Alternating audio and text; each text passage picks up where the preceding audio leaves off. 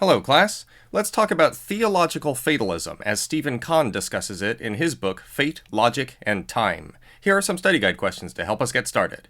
1. What is Cahn's argument for theological fatalism? 2.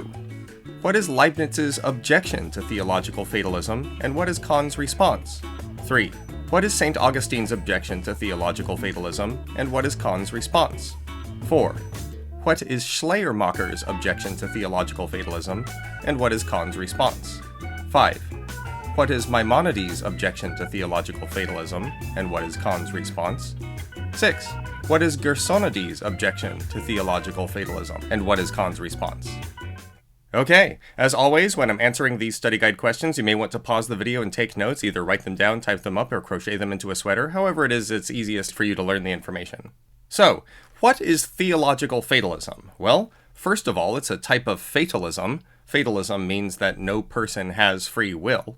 And secondly, it's a sort of fatalism which is based in theology. More specifically, and as we mentioned in a previous video, theological fatalism is the thesis that because God knows the future, then nobody has free will. In his chapter on theological fatalism from his book Fate, Logic, and Time, philosopher Cahn presents a pretty strong argument for theological fatalism. Here's what the argument is. 1. Every proposition must be either true, or if not true, then false. 2. So, on Monday, it is true, or if not true, then false, that I will party on Friday. 3. God knows everything, which is true. 4. Assume that it is true on Monday that I will party on Friday.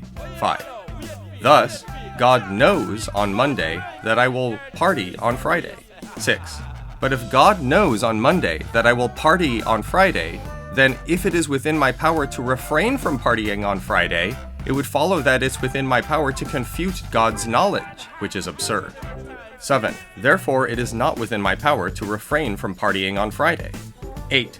Now assume that it's false on Monday that I will party on Friday. 9. So God knows on Monday that I will not party on Friday. 10. If it is within my power to party on Friday, it would follow that it is within my power to confute God's knowledge, which is absurd. 11. Therefore, it's not within my power to party on Friday. 12. Therefore, whether it is true on Monday or false on Monday that I will party on Friday, partying on Friday is not a free action. Overall, the argument's like this. Whether you party or don't party later in the week, it's something that God knows. And if it's something that God knows, it's a fact which is already settled. And if it's a fact which is already settled, and it's a fact about what you will do, then your path in the future is already set for you. There is no sense in which your action is free, it's already set by what God knows.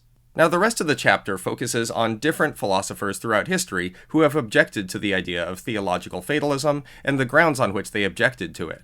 Cahn points out first that the philosopher Gottfried Wilhelm Leibniz objected to theological fatalism because, according to Leibniz, the only way for one of your actions to fail to be free is for it to be logically necessary. In other words, for there to be a contradiction in you not doing it. However, continues Leibniz, no such action fits that description. Every single one of your actions is logically contingent. It's something which you could have done or could not have done.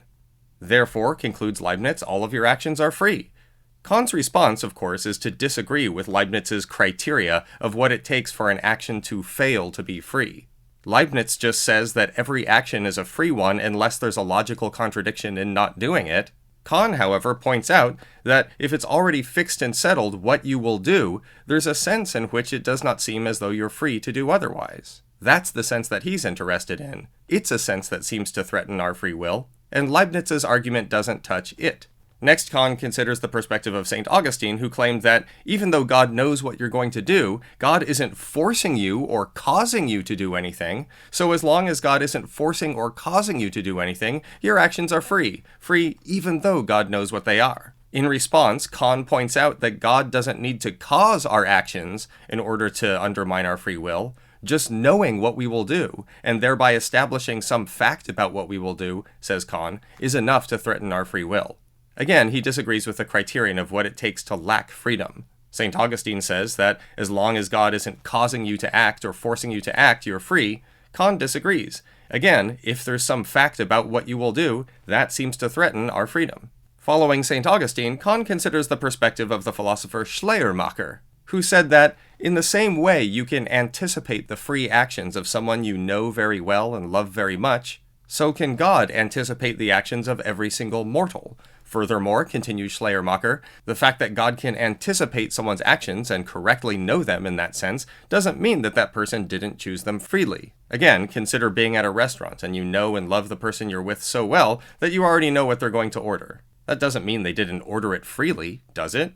Here, Kahn's response is to say, it's one thing to make predictions, and it's another to actually know. If God actually knows the future, then it's not just an acquaintanceship with different people and a guess. It means that there's a fact about what the future holds. There's already a fact about what they will do. That's quite different from just being an accurate predictor about what your fellow diners might choose at a restaurant.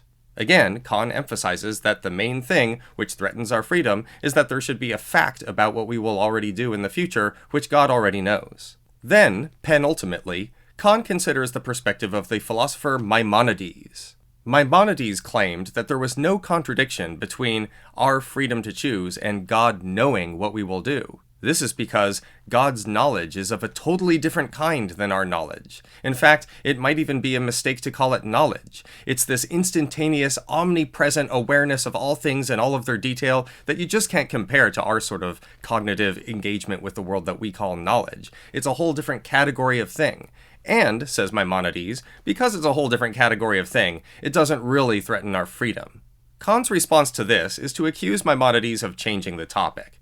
The question is, does God know what we will do in the ordinary sense of know? If the answer is yes, then there's a fact about what we will do and our freedom is threatened. If the answer is no, then it looks like God isn't really omniscient. There are things that God doesn't know, namely the future. Maimonides says that God has special magic godly knowledge. Cahn says, never mind that. What about the regular knowledge? Does God have that? If so, then we got fatalism. If not, then we don't have omniscience. And finally, Cahn considers the perspective of the philosopher Gersonides.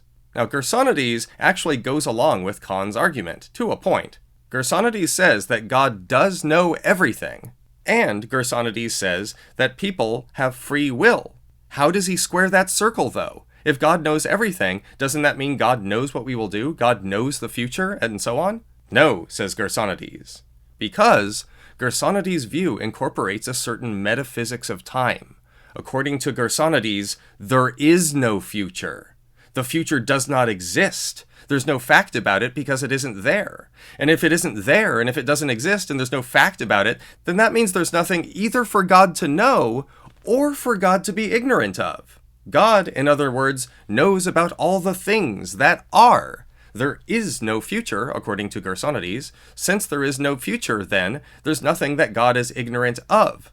It's true God doesn't know what you will do, but that's because there's no fact about what you will do. Thus, says Gersonides, people have free will, even though God is still omniscient. That's how he squares the circle, by denying the existence of the future.